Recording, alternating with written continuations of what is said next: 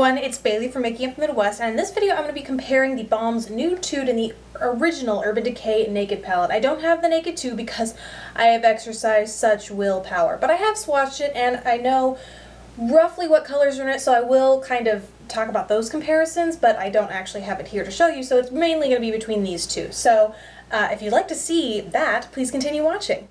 Okay, so let's start with the obvious comparison, and that to me is price.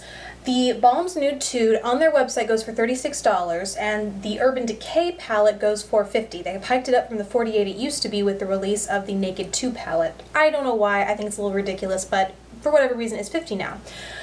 You can find the Balm's Nude Tude palette at various discounted prices. Either I got mine through Outlook for $18.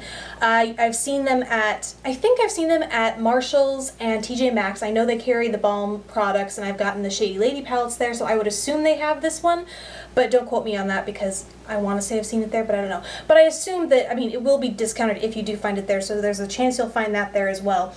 The point being that this is discounted, and more deeply discounted, far more often than the Urban Decay Naked palette is. The only time you'll find this discounted is probably at a friends and family sale, either through Urban Decay or Sephora, or sometimes Ulta doesn't. Ulta has 20% off things, but I know like the current promotion that's going on doesn't apply to any of the Naked palettes, so Ulta's kind of iffy. But those are really the only you're only going to find 20% off, and only a certain time of the year.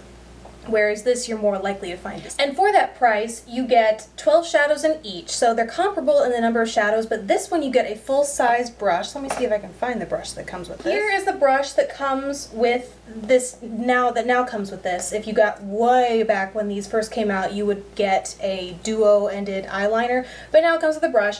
And this comes with a little, I think I chucked it because it wasn't terribly useful, but it's a little double-ended brush. It has an angled brush on one end and a kind of like this, just the words escape me. Just kind of an all-over shader brush on the other end. So they both come with brushes, although I will say that this one's probably a little bit better, higher quality than the one that comes in the Balm's Nude Tude. So that's what you get for the price. Even at regular price, the Nude Tude is a better deal per shadow. So there's that. So as you can see, color-wise, they're laid out similarly in that they go from light to dark. So let's get into colors and finishes, shall we? Let's start with the finishes. There are 4 matte shades in this and 2 in the Naked palette. I'm going to get these names so mixed up. So there are 4 in the Nude Tude and 2 in the Naked. And while I love the matte shades in here, especially Buck as a crease shade, you get the same shade. Sultry is a dupe, like exactly, for Buck.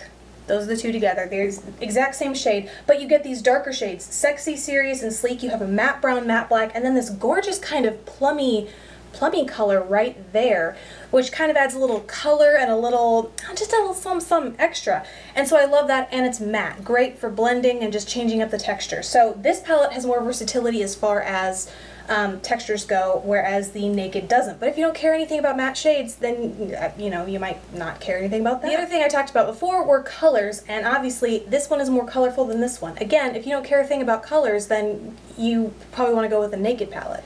Another thing that the Nude Tude ventures into that the Naked 1 doesn't, which is kind of why they ventured into the Naked 2, are taupes and the white shade. This Sassy and Selfish. Selfish is a silvery taupe kind of color, and Sassy is obviously a shimmery wet kind of color.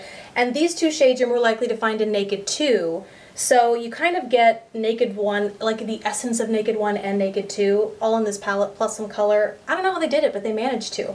So there is that color-wise as well. The next thing I want to talk about with these is how Urban Decay likes to kind of repeat shadows from palette to palette. If you're a die-hard Urban Decay fan, I've heard that you will have a few palettes that have repeats. I know Naked 2 is Half-Baked. A ton of them have Sin. That's one of their really popular colors, and then I don't know how many of these are also repeated because I think I only have two Urban Decay palettes. But that's what I've heard from die-hard fans. And there were a few shades that were exclusive to the Naked palette, but for the most part I've heard they're not. You can buy them not only in singles, but they are also available in other palettes.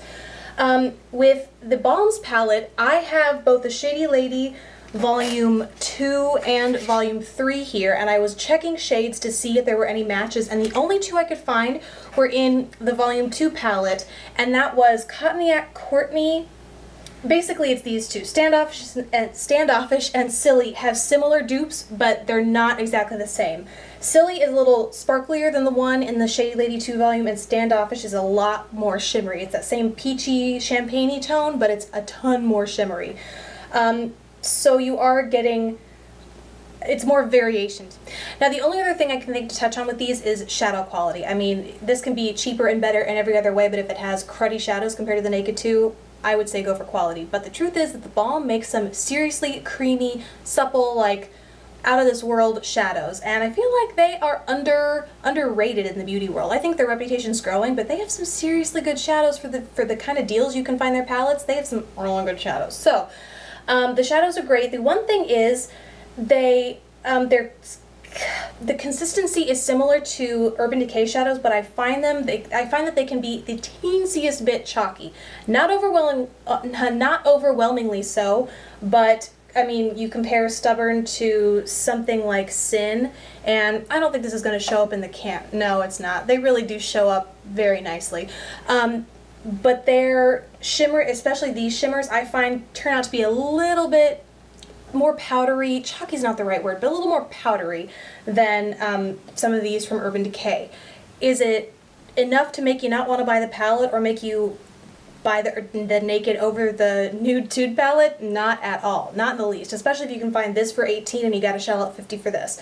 So, with that, I say we get to the concluding statement. So because these are comparable in quality, to me it comes down into what you want in your palette. If you want more versatility with color and finish, quite frankly, then the Balm's Nude Tude is your palette. If you really don't care about finish and you are really just set on neutrals, then you want the Naked palette.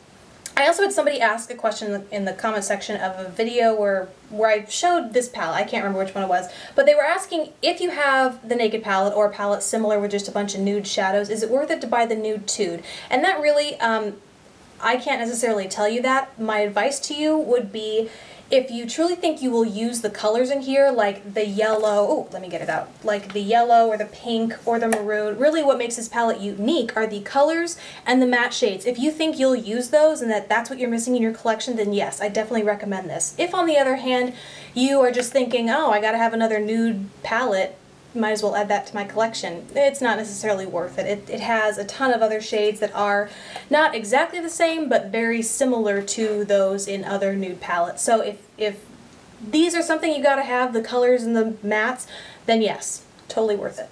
So those are my thoughts on the Naked palette and the Balm's Nude Tude palette. I hope that was useful for all those who are wondering kind of as a comparison whether you should buy one versus the other, or whether you're thinking about buying one and you already have the other. For whatever reason you were interested in watching this video, I hope it was useful and helpful. Thank you so much for watching. Please subscribe if you haven't already, and I'll see you in my next video. Bye!